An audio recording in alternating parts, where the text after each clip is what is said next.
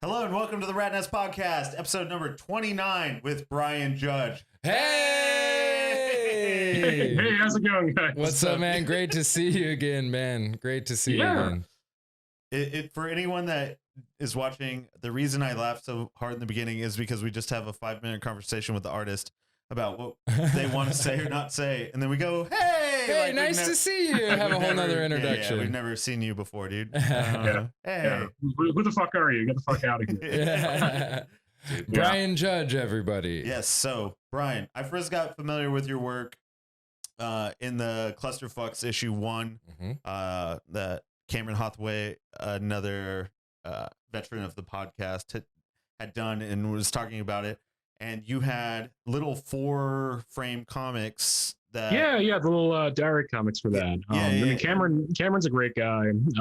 He's like one of like the first real people that sort of like paid me for work, where Nice. getting in Clusterfucks was always important to get paid. Yeah, and I mean, just the fact like someone sort of said, like, I mean, obviously the money's good. I'm never going to complain about that. But the fact that he was like, this is good enough where I want to pay you to print it, it really sort of meant a lot to me. And hey, you know what? He's still printing my shit. So hey, must be doing something right. Hell yeah, Yes, dude. that's They're about right. to do number 3, I believe. We're going to be a part of that when they get to the printing process. But so that was my first introduction to your work. Now, before that, or is that something you'd been doing like up until that point? Because you've done larger comics since then, but the little 4-frame or like smaller comics, is that something like you just were doing at that time?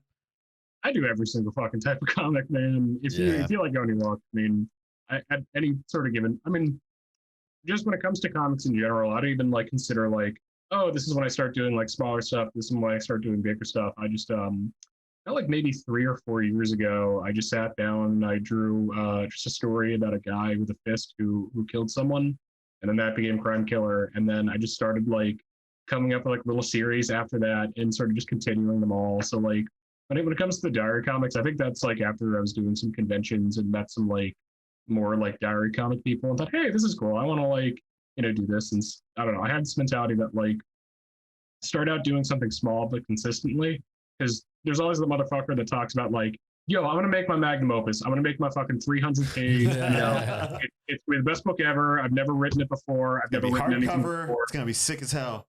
Yeah, no, but like there's plenty of those people that needs to talk to them. And like I know people like that. Where this one guy used to hang out in high school, and he was like, yeah, I'm gonna make the best fucking album ever. All right, it's gonna be my magnum opus. It's the first thing I ever make, which gets rid of the point of a magnum opus. Just gonna say that. Fucking whatever. But they always talk about it, and they ask like, oh, so have you written a song yet? Well, no, I'm not good enough. But once I'm good enough, I'll write the song. It's like, well, okay, you're never gonna get good enough though if you don't do it. Like you got to make crap to make something good. Absolutely. So That's the difference between pipe dreams and goals. You know what I mean? Is like, really, we're both musicians. We've always like played in bands and stuff, and it's like I can tell you a lot of it is pretty shitty. Yeah, most of it. It made us better musicians, and recording that and going through the process is the same as drawing. It's like you have to put ink to paper to realize what works and what doesn't work. Mm-hmm. Yeah, well, just like sort of with anything, it would be absurd to think that like the first thing you ever do, I mean, hey, there's a reason why when actually I was going to say something, but it's actually a weird thing. I was going to say there's a reason why you fall off your bike the first time you ride it. For context, when I was like learning to ride a bike for the first time, I was like 12. My older brother, Tommy, he said, all right, Brian, I know you're scared of falling off the bike, just fucking falling or whatever. So I'm gonna push you. So that way you're not scared anymore. Yeah. So while I'm fucking like training and I'm like young and my brother, he's like a fucking football player and a wrestler. He's massive. He's gonna like push me at random out of the bike, like scared me shitless. So yeah. No. Fucking, but like maybe, yeah. I get it 100%. My brother was 7 years older than me, and my dad used to let us box each other as like a 7-year-old and a 13-year-old. He would have one arm behind his back and he'd only use his left and he'd have gloves on. And I was able to just like go at him He still knocked my tooth out, but it made me it made me stronger in the process, right? You have to experience No, that fucking first didn't, fail. man. Your older brother just beat the shit out of you. Dude, Yeah. and my dad was reffing. He was like, round Jacob, one point Jacob. I'm gonna score that 9-10 Jacob. Yeah, it was real, dude. It was so crazy. Now when I think about it, I'm like, that's just child abuse. But at the time, I was so pumped to do it. And I'd get in the corner, and my dad would be like my coach. He'd be like, "You gonna get him, champ?" And be like, "Soda Pop Kaczynski," because fucking Punch Out, whatever. I couldn't say his name right, but like the big Russian and Punch Out for Nintendo was Soda Pop Kaczynski or something stupid. Popinski. Yeah. And so I would think, as a little kid, I'm gonna go box my brother, and he'd just beat the shit out of me. It was great. I mean, hey man, I feel that. Again, we have an older brother that's a football player and a wrestler. You're just the punching bag, you know? Yeah. But, Yeah. It's like, you better not win at Mario Kart. I'm gonna beat the shit out of you. Yeah, no, fucking exactly. Yeah. Well, I got the problem of so I have two older brothers, 5 and 7 year difference. Tommy, you know, like when he's the 5-year-old one, he was a football player and wrestler, so physically, you know, superior in every way. My older brother PJ was he's now like a lawyer, but in, you know, high school he was in the debate club, so mentally he's like better than me in every way. So it's like you have these two like different like things where it's like, fuck, I got like nothing, man. So then, you know, I don't know, maybe that's why I started doing comics and shit. Got an art. Like, hey, you guys can't do jack shit with this. Yes. I can sort of draw, you know. Yeah. That was the thing. You're like, I'm more artistic than you. That's what. No, see, they created the boundaries. You were like, all right, I know how to get pushed off my bike at every fucking angle. It doesn't matter if I fail. I'm going to put it out because this is what I do. Here, have it, because there's nothing you can do that my older brothers didn't already do to me, you know? Yeah, I mean that's sort of like, that's the mentality. It's weird to me that like people don't do that stuff sort of more often, you know, like this is just like my own sort of like experience, but like what I get ideas for things and I just think, yeah, I'm going to do this. And other people like go like, whoa, what made you want to do this? Like, why are you doing this? Like because I can, and it's kind of easy, you know. Yeah. It's like, I don't know, when it comes to comics, I crank that shit out. I'm just a machine when it comes to it. When did it start though? Like, when did you start just like creating comics in the sense that you were like distributing them or like for people's consumption instead of just like drawing in your notebook?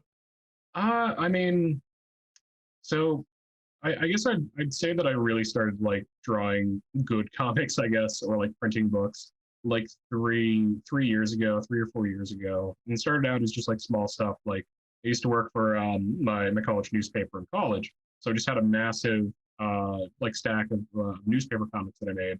You know, taking that, making a little book out of it, you know, getting like, hey, this is a fun character, drawing 3 stories and making a book out of that. And just, you know, sort of just building up things naturally. So I guess I'd say like, I don't know, sometimes I'll like hit like a reset button in my brain and say like, all right, this point in time is like the definitive.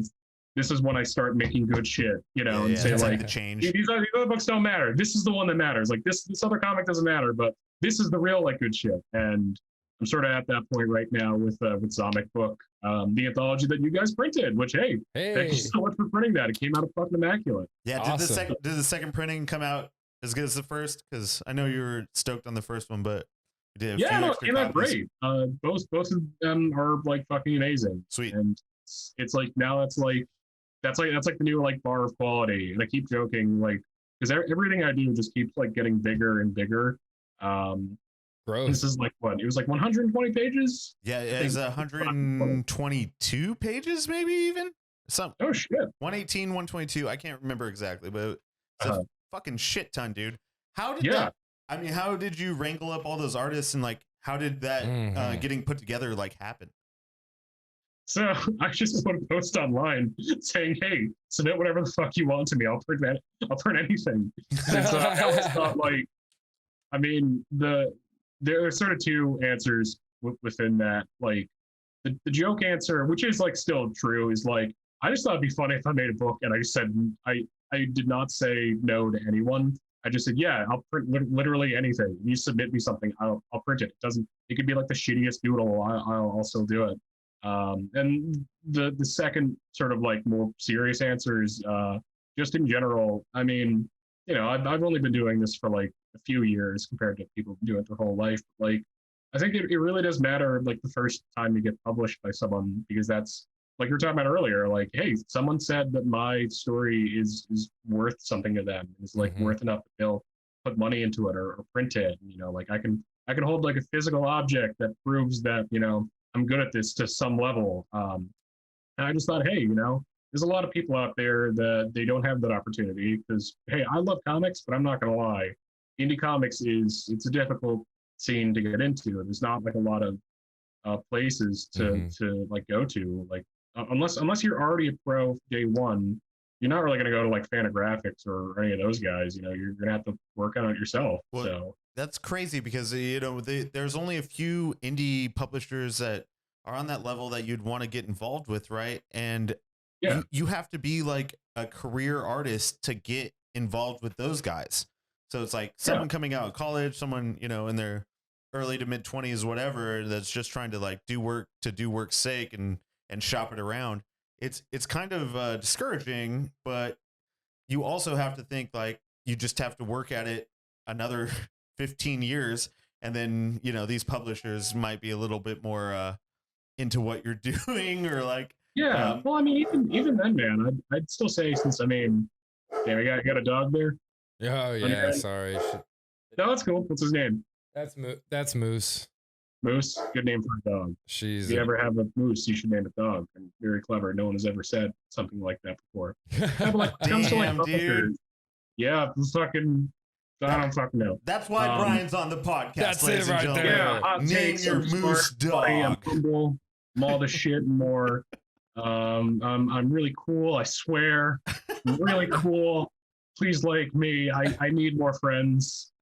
Dude, so we were talking about before with like publishers and shit. Like when you think about like the underground comic scene of like the 70s, which I know like jack shit about, but like it's the same thing that I'm doing. It's just people saying like, hey, I want to make a book that I can't like sell. And I think that, like, truthfully, because there's a shit ton of really talented people on Zomic Book. And I can say that because I didn't draw their shit. They're fucking talented. This is like why I hold it's like a high value, is because I got good fucking people on it. Dude, right? Like those people. Like dope. I mean, and the fact that you did it 120 plus pages and in color is kind of like that was pretty ambitious for any project I've got printed. So it's just like, damn, dude, you like were very sure of your work and your artists. Well, I wasn't sure at all, to be honest. Okay, that the money I saved up to print it, I was like, yeah, I accept. I'm never gonna get this money back. This is just like me tossing money into the void. There you go. That's the way to look at it, though. That's how you get shit done. Yeah. Well, get it out there, and sounds like you're promoting a lot of artists too, because if you're saying essentially, I'll take anything. You're gonna get a lot of people that either have gotten turned down other places or have never shopped around, and it's like, oh, I'll try it. It's an automatic in. That's an awesome foot in the door for somebody who's just trying to start out or like needs that little confidence boost, And I'm also curious. I'm also curious in that sense. Like, yes, you're accepting everybody, and you want to get them books first. How did that work? Did you say like by giving a cartoon or like doing something for this, you'll get X amount of books? Did people like kind of purchase them individually, or like how did that all together? We did it in a complicated way, needlessly complicated. If I could do things over, there are some things that I would redo or undo. But when it came to the printing, because initially I thought, oh, this is gonna be like a 32-page book. I'm gonna have like 6 people say, yeah, I want to submit a story, and the end project is like 4 times that size. But the initial idea was, I saved up $500. That'll buy like 100 books of like a 36-page thing. Maybe I don't know. Just like having that. And when it came to, oh yeah, this is 120 pages. This is going to cost like $1.5 thousand to print, which that's a lot of money for me because I don't make a lot of money from. I work at a fucking grocery store. The way that we dealt with it was. We had an internal sort of fundraiser. In hindsight, we should have done like fucking Kickstarter or something. But we had an internal fundraiser where if someone pitches in a certain amount of money, then they get an additional extra copy of the book.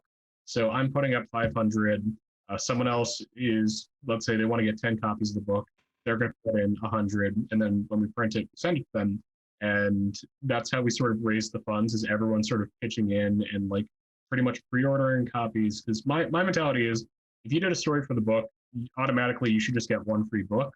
And if you want to sell the book, here's your chance to buy it at like the lowest rate that we can, so that way you can sell it on your site and make money. Right. And that's how we sort of like raise the funds. Again, we should have done Kickstarter.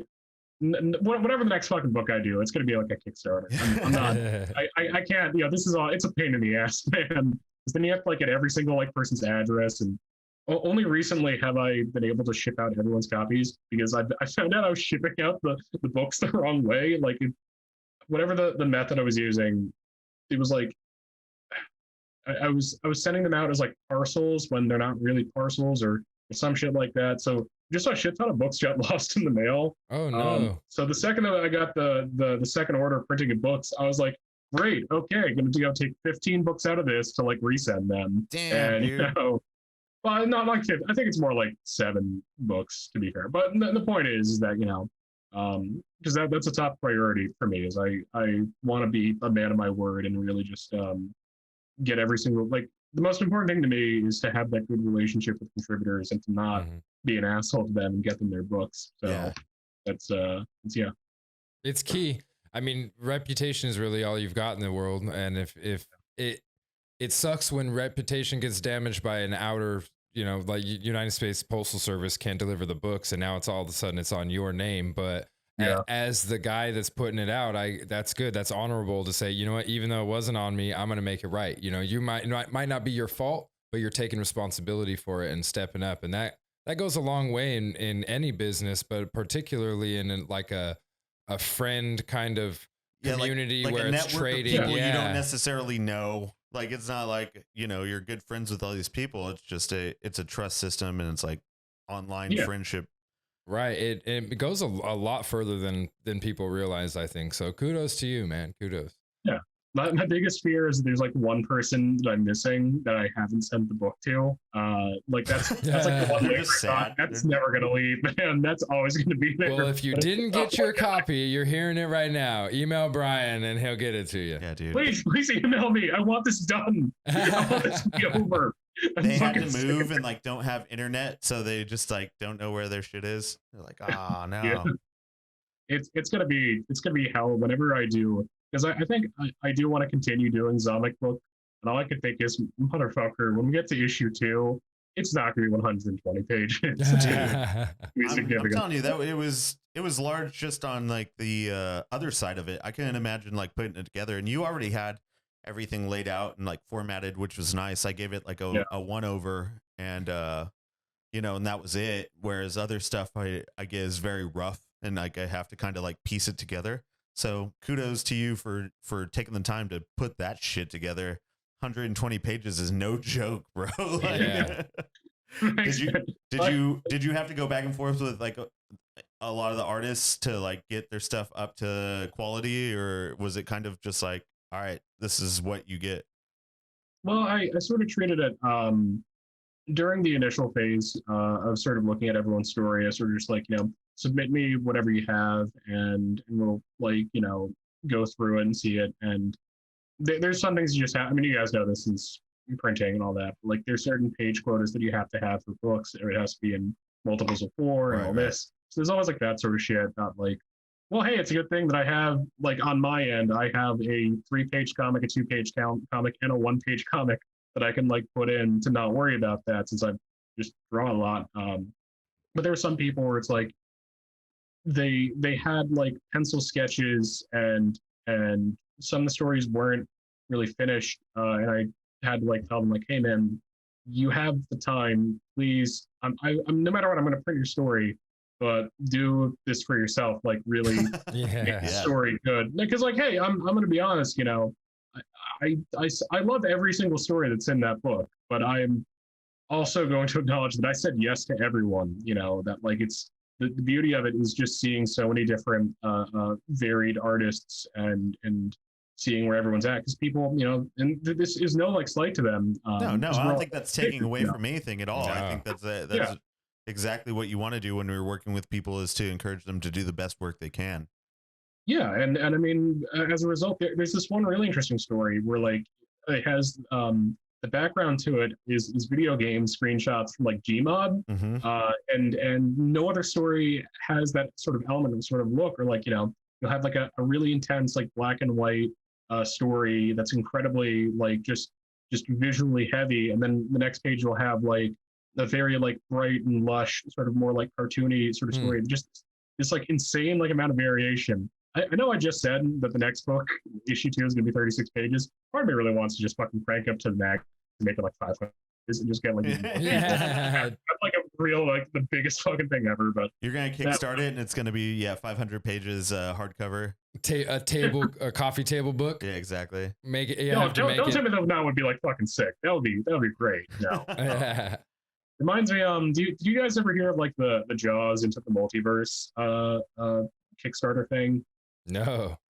There was this guy, I say this because I did a story for him, but it was an anthology where the theme was Jaws, and he got like a really fucking impressive list of artists. Like he got like Ben Mara on it, and like a bunch of other indie comics people. I think some people from Zomic book too, like Harry Nordlinger. I'm pretty sure did a story. The Vacuum Decay guy, fantastic artist by the way. A lot of respect to him. But he had this like really great all-star indie comic lineup. And then he never printed the book, and he just took all the Kickstarter money and ran. Oh no! Shit. Okay, here's my pitch. Okay, this is an idea that I have. All those motherfuckers that did stories for him, they deserve to see their like book, right? Because not only did they pay money, some people like drew. I drew a pinup for that guy. I drew like a shark wearing like a punk T-shirt that says like some like joke about like going down on someone. It's like some joke about like a shark eating someone. I think it may just say like bite me on or something. I fucking forget. The point is, all of those pages still exist out there, right? Like whoever the artist is, they probably, because I don't like fucking get rid of anything. I save everything. Yeah, totally. I'll bet you all those artists, they still have their stories. That motherfucker that was making the Kickstarter, if he up and left, what's stopping me from just going in, contacting all these people and saying, hey, I have the money. I want to print this and I want to give it to you for free. Just send me the file. It's already done. So that's my pitch for me doing the fucking unauthorized bootleg thing. Yo, that's like a bootleg of a bootleg. I don't fucking. Yeah. No, that's awesome. I know a couple guys in San Diego that did Bart Club. That was just bootleg like shitty Simpsons drawings, and it was everyone from like graffiti artists to like tattoo artists, and just random little shitty doodles. And they made one zine, and the whole city was on edge. The whole everyone that was in the art scene was like, "When is Bart Club 2 coming out?" And it's been 7 years now, and nothing else has happened. But it's like there's such a need for that kind of like shit. Like I love it so much, just that like kind of themed like bootleg shit is fun for me. Yeah, I mean, I'm sorry, you're about to say something. Oh, I was gonna kind of dogleg off a little bit of what we were saying right now, but with that idea of you collaborating so many different themes and so many different styles and kind of being able to put them all together, like you were saying, real heavy and then real light and bright and everything. Would you say that you wanted to do something like that because of your own styles? Like Grublin's looks completely different than like Dairy Comics, you know what I mean? And you've got the not only the ability but the eye to do multiple styles of work depending on what the story dictates. And so do you think that the book is kind of a mirror of your own self, and the fact that that's why you wanted to say yes to everyone, because you're open to that as yourself? I would say, I mean, certainly the book in that way, I would say that read on it is completely correct. But I would say, no, man, I didn't find any of this shit out. Like I'm dead serious when I just said, look, I just wanted to say, yeah, I just want to print people's shit. But there were like some limitations I put on people, but no like thematic ones. Like basic stuff like don't have hate speech or your story can only be so pages long. But one of them was, and a few people didn't really follow this one, but like the big thing in the book was don't have any existing characters in it from your own series. Okay. And some people went off and they sort of did their own story, and hey, that's okay because it's not like a major rule, but sort of my mentality is this is just a bunch of people getting together and just having fun and making a book. I don't want this to be like, oh, this is my other big series and me promoting it. Like, it's not about promoting your other book or selling that. It's about you sort of being in the space and sort of just having fun and making something fresh and new. Just in general, I don't think that like there's enough new things, there's new ideas. And I'm completely guilty of this. I feel like half the fucking shit that I make is like an homage or like a parody of like an existing thing. I just want to see like, hey, here's like 4 pages, tell a story. Like just fucking run with it. That's cool that you kind of force the artist to create something new too. Like, not only are you putting it out, but you're saying, hey, don't go with the basic old stuff. Right. Go with something that you've been questioning, or because that's the way artists do it. If I was told like, hey, you can't use any of your existing characters, it's like, well, shit. Well, I've been thinking about this character. Maybe I'll expand that and put it out. Like, you're actually helping them progress and grow, even if they don't recognize it. So, dude, double kudos. Yeah. Actually, I was gonna say something. Fuck. Okay. Something about printing people's stories. Sorry, my bad. I didn't mean to interrupt. That train's fucking gone. I completely forget. But yeah, no, I'm really great. I'm the coolest dude ever. I'm really cool. I hope you all like me. You are, bro. Really, send me money for free. Send me a PS5. Do you know how fucking difficult it is to get a PS5? Dude, it's really fucking difficult to get a PS5. I don't even know what a PS5 looks like. I've wanted to know what one looks like for like a year now. I don't know. Yeah, it's what the fuck? Like, you can't get it. Okay, I did the whole fucking like, I saw like some guy online saying, hey, if you go to Target at like 8 p.m. on their website, you can go buy it. It was there 8 p.m. It sold out within the time it took me to put in my credit card information. Yeah. I had it in my fucking cart. I had it, and the second that I had to like type in the credit card information, I was like 1 minute earlier, I would have had one, but now it's all gone. Who knows when we're gonna come back? I don't know. This is why I don't like video games. Same thing happened to me in 2015 at the Coachella tickets, dude. I was like right there. Yeah, I was in the waiting room. It just doesn't. It's all big old shit. It's fucked up. You guys are making an extremely valid point about creating art right now that I gotta pull it back to. Like that's literally the way opportunity works too. For creativity, for business, for any of that. Like, buying PS5 for going to Coachella. If you're 1 minute late on that purchase or 1 minute late on that idea, now you're not going down that. It completely changes the path. Yeah, right place, right time. And you can plan all you want. You can be at Target. You can be there. Like, have one in the cart. But if it's not meant to be, or it's not like the card, it's not in the cards, it's not going to happen. And I think that's one thing that I agree completely, but also fuck that. I should have gotten my PS5. Right? Like, it should not be what it is. But 100%. I mean, truthfully though, when it comes to that, I certainly do believe in patience and in waiting and sort of that. But I also sort of believe, man, just like fucking go out there and make it yourself if no one else is gonna. Hell yeah. Like that's been my mentality. And I hope it didn't sound like I was saying sit back and wait for opportunity to hit you, because the truth is. You have to be out there. If you're not out there, there's no opportunity. People don't know you. It only works if you sit back and wait, if you're constantly working towards it. Exactly. You know, it's like you could just eat shit for 10 years, but if you're working towards it, it'll pay off. You can't just sit back and do nothing and be like, yeah, it's going to fall in my lap. Yeah. I mean, it's all, everyone has like their own different path. I mean, we all have our different backgrounds. It depends on like what you're doing too. Yeah, absolutely.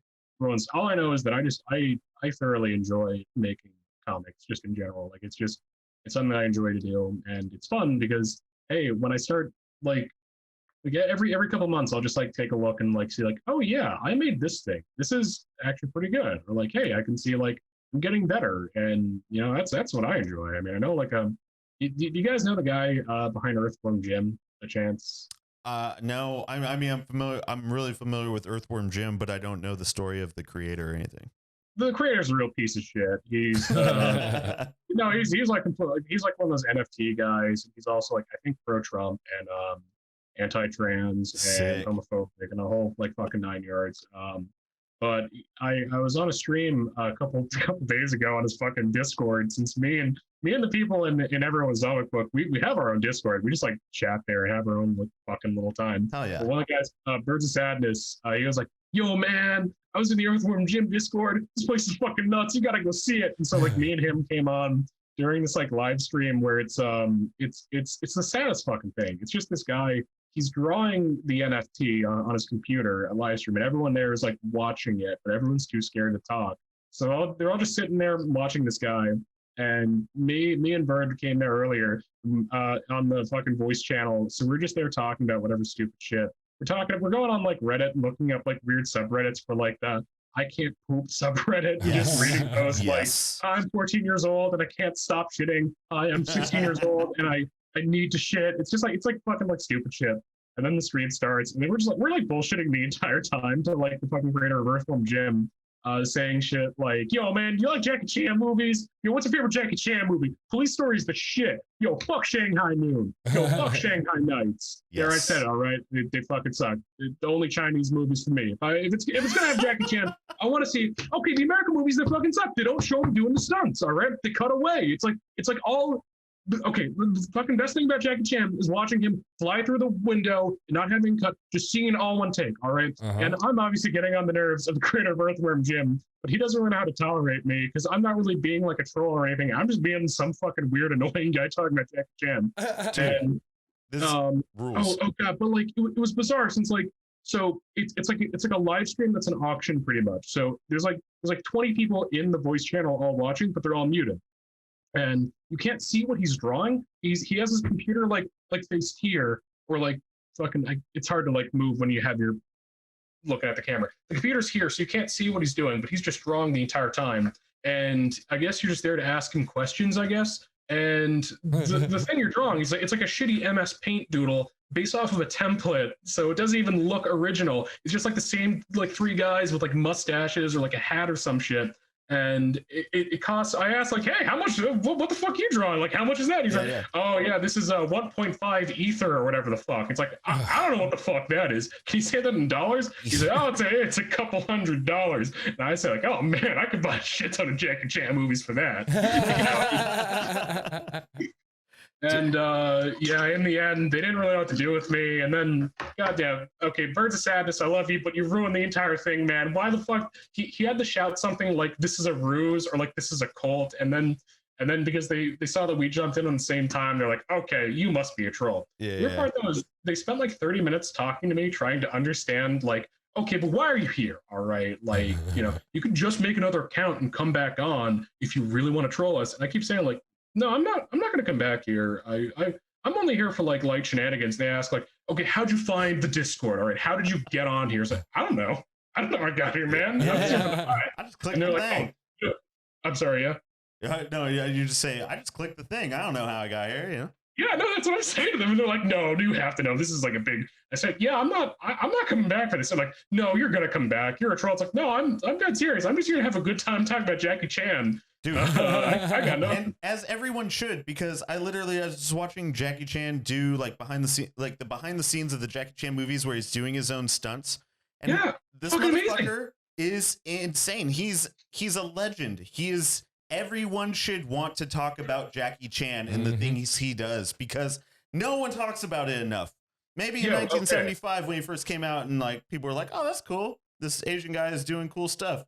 2020, we still need to be celebrating this man. I watched him wrap himself in a rope and jump down a flight of stairs and unravel himself out of the rope and land on his feet. It was crazy. Jesus. It was crazy. And he had to have been like 50 years old. It was Police fucking Story nuts. is the fucking crazy one. Since he's doing stunts with cars, and it's on a complete different fucking level. Like him driving and doing like the stunts, and there's like some really fucking intense fights. Here's also the coolest thing in the world in Police Story. They slightly crank up the footage so it's moving a little bit faster. So it's not moving at like 1x speed. It's moving at 1.5. At least that's what I fucking think. Since things move so fast in that, it's mind-boggling. And I don't know if they are doing that. I'm like 95% sure they're just like slightly just doing that, but it becomes the most insane like spectacle. The first half is a little bit boring. I'm not gonna lie, but once they get to the parts where they're like doing shit in cars and like Jackie Chan's doing Jackie Chan shit, it's fucking amazing. That's why I say, fuck Owen Wilson, fuck Shanghai Noon, fuck Shanghai Night. All right, I want to see Jackie Chan. I want to see him kill a man on live TV. That's all I want to do. It's funny too that you just got to like troll somebody by using Jackie Chan shit. Yeah. Like that's the funniest part. I'm an honest motherfucker. I don't really like lie, you know, when it comes to all that stuff. There's another. This was less good about what I did, but do you guys know fucking Linkara? Say it again.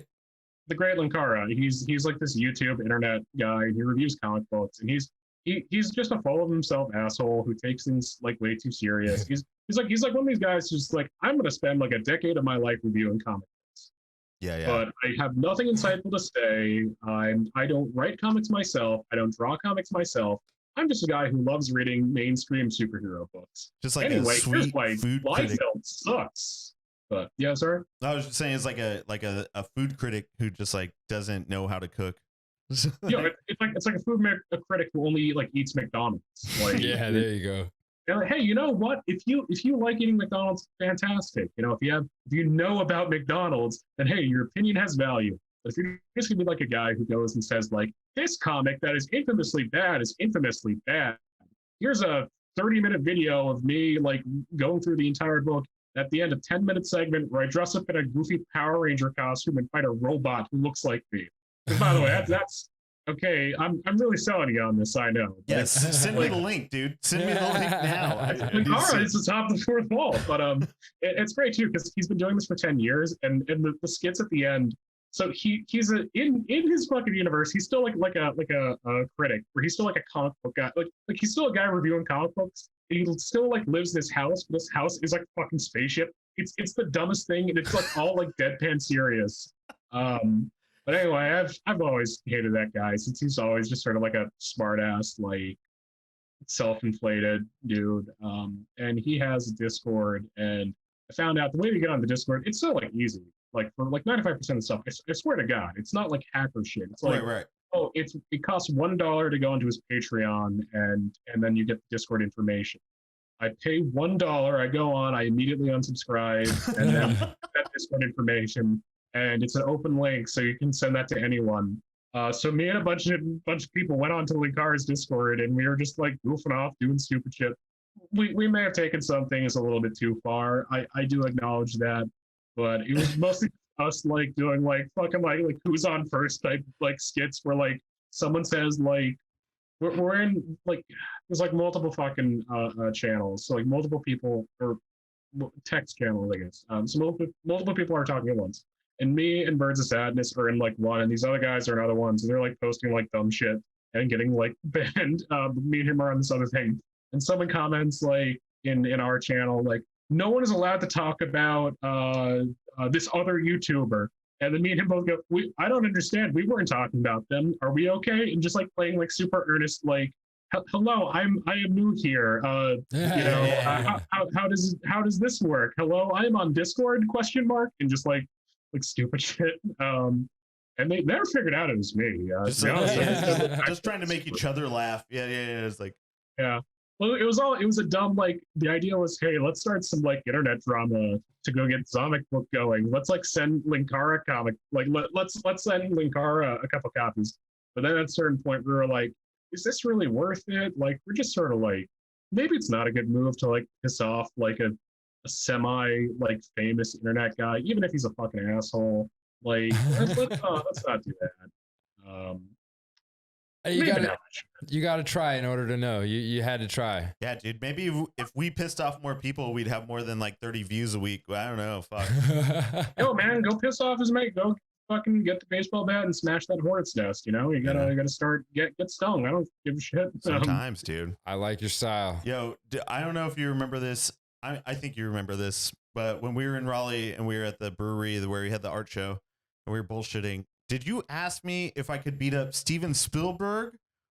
No, it was Tim Burton. Tim Burton. Yeah. I knew it. Yeah. I knew it wasn't Spielberg. Damn right. it. I said Spielberg to David Moses when we interviewed him a couple weeks ago, and I was like, I don't think it was Spielberg. And then he said Seagal, and I was like, it wasn't Seagal. Yeah, it was Tim Burton. Tim Burton. And I do think, yes, I think I could beat up Tim Burton. As a response to your question. That was when like Hank was there, and he was like on another fucking level.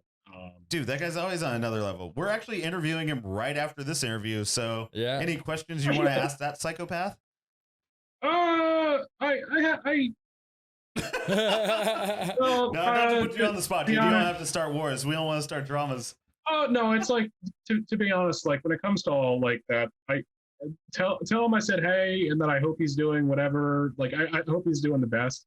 It's just weird since funny enough. So that night, I feel bad a little bit for David Moses since he sort of put his neck out in the line for me. Placed Holy Mountain Printing, and I got laid off from there. And I have some things that I could say. I have no anger or no like malice in my heart, but it's sort of like I have some theories about why I got laid off, and they're not good. I know that Hank still works there, and I don't want any bad blood. But it's sort of like, Gotcha. yeah. So, I mean, they hired someone. Pretty much, they were telling me that I was doing a really good job for like a few weeks, and they gave me a raise. And then a week after they gave me my raise, they told me I'm doing a very bad job.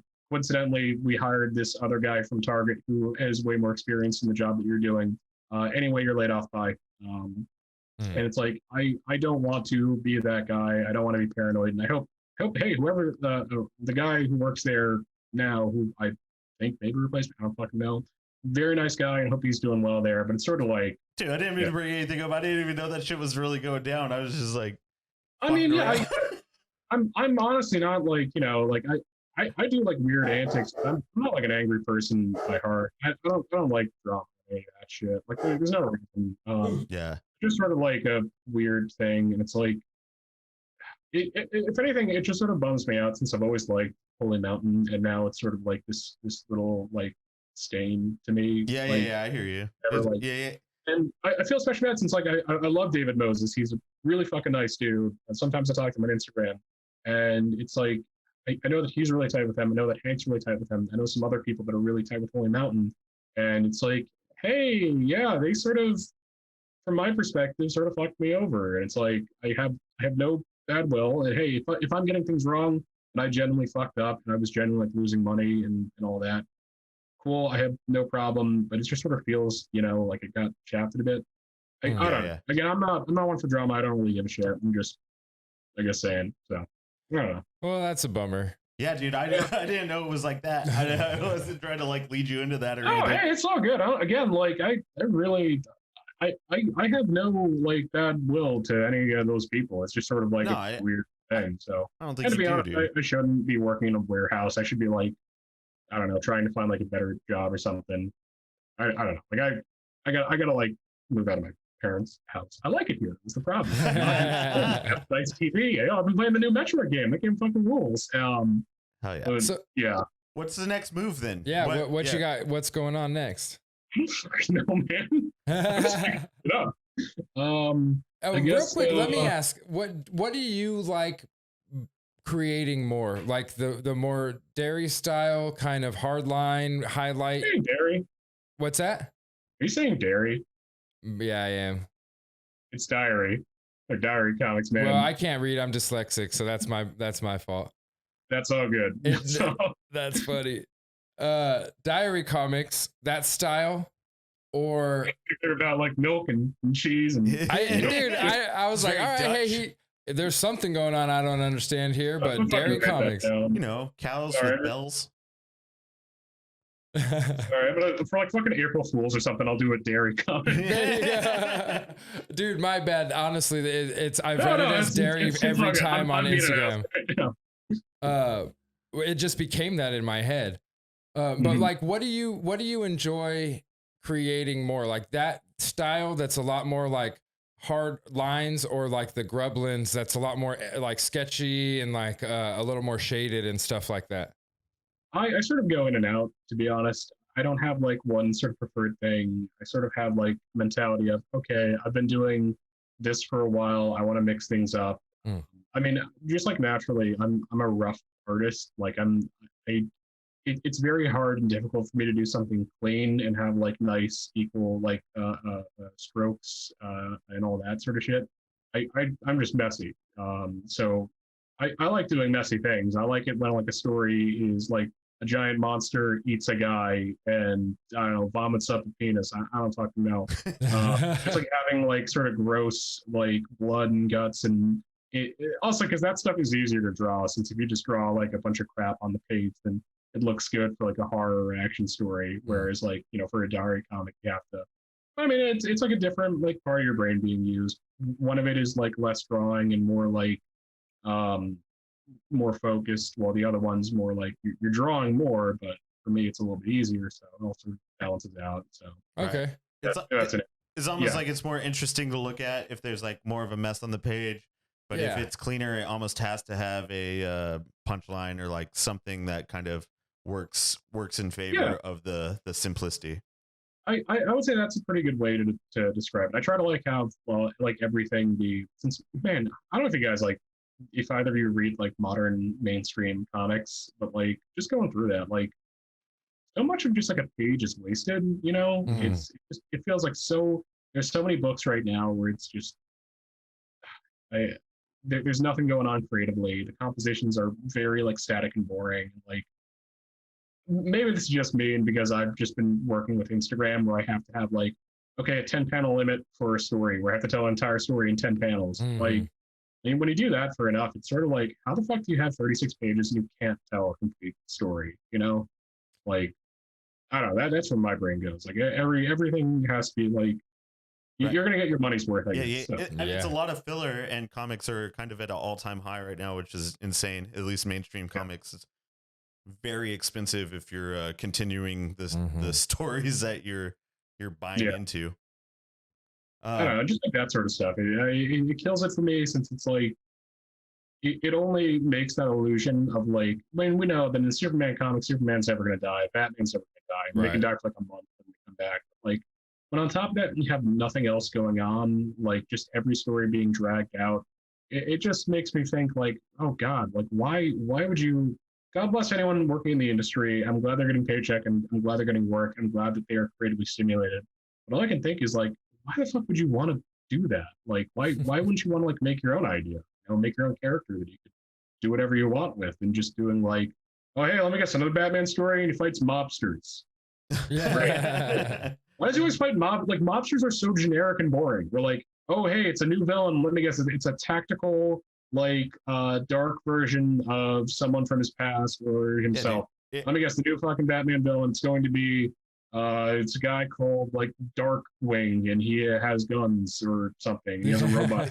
It's such a funny thing because it hasn't been relevant since 1960s in New York. You know what I mean? The Like, mobsters. especially in California, it's not like we had mobsters walking around the streets like, hey, Venice Beach is my territory. Yeah, and it's you not know? like they're gonna make Yeah, Superman like fight the every- Crips.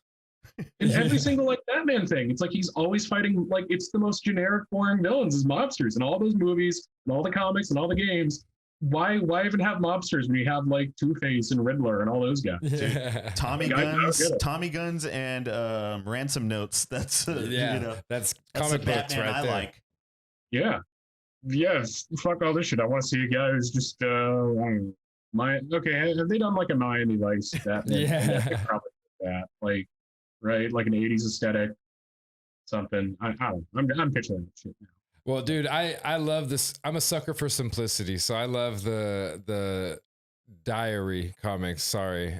I love the dairy Since comics. literally Straight from the cow's teeth. since Raleigh, I've been calling them dairy comics, and I just pictured like, oh, they're like must have been comics on the side of the milk jug back in the day. Is that And like he's a like fun term? reminiscing because it looks like a old style, like a reminiscent style that you would see. Real simple, one panel comic that's thrown Right. up on the side of a milk It's the jug. Sunday Like, funnies. yeah, it's like Yeah. family circus, you know, Yeah. but better because it's funny. I might honestly take that idea and run with it. Dude, Like, please like, do dairy comics. I'll print it for free. On milk jugs. Yeah, no, just like have a box. Okay, so you print out like a milk jug box, but then like you unfold it, and there's like comics inside or something. That'd be I sick. don't- Beautiful. I think like there was something similar for what's the My Chemical Romance guy that was doing comics or something like that. You guys know what I'm talking about? The guy from Coheed and was Cambria doing- definitely was like involved with some comics. I don't know if My Chemical Romance was too. I didn't follow them. What was it? That I don't close. know. It's like okay. Whoever the Doom or Umbrella Academy, that guy. Oh, You know what I'm okay. talking about? That might be Coheed. That might. I don't know. I'm not sure. Or is it Gerard Way? Is that man? Oh, definitely not Coheed. Then that dude's name like Fabio or something crazy. what it doesn't matter what, but like whoever was doing Umbrella Academy, they had a series at this is like one of like the last few things I was reading since it was actually interesting. But it was the Milk Wars, where like it's 1950s style like America like imagery. It's like taking over the world and like everyone is being converted. So like Batman is a priest, Wonder Woman is like a 50s housewife, and Superman is like the milkman. And it was the Milk Wars, and it was a fun idea. So it's like, hey, look at this. 50s iconography taking over superhero shit. It's like, yeah, I haven't seen that. That's pretty cool. But the way that they marketed it was like they had like the like milk cartons that like comic books could have, but like comic book stores would like make and assemble. I don't know. I also like, hey, Milk Wars. I've never heard of that. That makes me think, what is this about? Yeah, that's pretty sick. And I don't know, like anything to make it different than just another book that someone's gonna look over. It's like, all right, it's presented different, it's printed differently, whatever it might be. Yeah. Like that's it has a fun I have a soft spot in my heart for like stuff like that, because like when we were in bands, we were like, all right, we're gonna silk screen the covers ourselves. We're gonna have an insert that's like hand done. Like it's just those little touches that make it more special. Anything you can do to stand out, I mean, that's what's really important. Because like again, look at so many comics. There's just like certain ideas I don't understand. If you're like a guy writing for like any of those, you can do fucking Spider-Man. Like, why would you want to do another story where you have Green Goblin and you have Gwen Stacy and you have Mary Jane and all that shit? Like, why not do something new and completely different? It's like at this point, it's just I think all those characters I would I'm not saying that any of those companies are ever going to come for me, but I would never go out of my way to I think work for them, to be honest. Like I just don't see a point. Next week you're on the podcast, you're like, I'm working for DC, so oh yeah, I'm they're great, they're amazing. Hey, listen, if DC wants to buy any of my series, if they want to buy Crime Killer, Gremlins, oh yeah, dude. Because you know what, I'm a more creative motherfucker than any people working at DC. Get this man a motherfucking Netflix deal now. Sell him out. Hey, listen, I'm game. I don't care. I want to sell out completely. Yes. Because I know that like if you give me an afternoon, like, if I sold Gremlins, give me an afternoon, I can come up with another like fantasy shit. Like you're like, done. Boom. I got parts 2, 3, and 4 ready for you right now. He's got ideas brewing. You hear that? So hey, listen, Netflix, hit me up. That's the perfect space to end it, dude. Anything else you want to shout out or promote before we get out of here? All 30 contributors to Zomic Book. My mom and my dad, my brother who pushed me off the bike, and for all of you future listeners to think that I'm really cool and to follow me on One and Only Comics at Instagram. I had a really bad Instagram handle, so it's very hard to say out loud. Imagine instead of spaces, there's underscores. So _only_comics, or oneonlycomics.com, or maybe check out my MySpace page, or maybe go check me out on eBay. Check me out on YouTube. Check me out on Snapchat. Check me out in general. I'm always here. Take some pictures of me. Send me things. I'll tell you my address. DM me your address, and I'll send you things. Yeah. Dude, we're gonna definitely include your live journal and your Zanga in the description, so you'll be good there. And my DeviantArt, and my Fur Affinity page. And yes, and his Hinge profile, and what else we got? Yeah, that's right. Well, Brian, thank you so much for being here, man. You're a very talented artist, great writer, storyteller, all of the above. Keep doing what you're doing, keep killing it, and we look forward to talking with you soon, man. Yeah, man. Any projects you need our help with, we got you. Yeah, and check out Ratnest. I'll send you invoices tonight. I'm sorry I've been slacking. I appreciate your patience, bro. Give me like 2 weeks, and I'll have like 5 projects for you. So.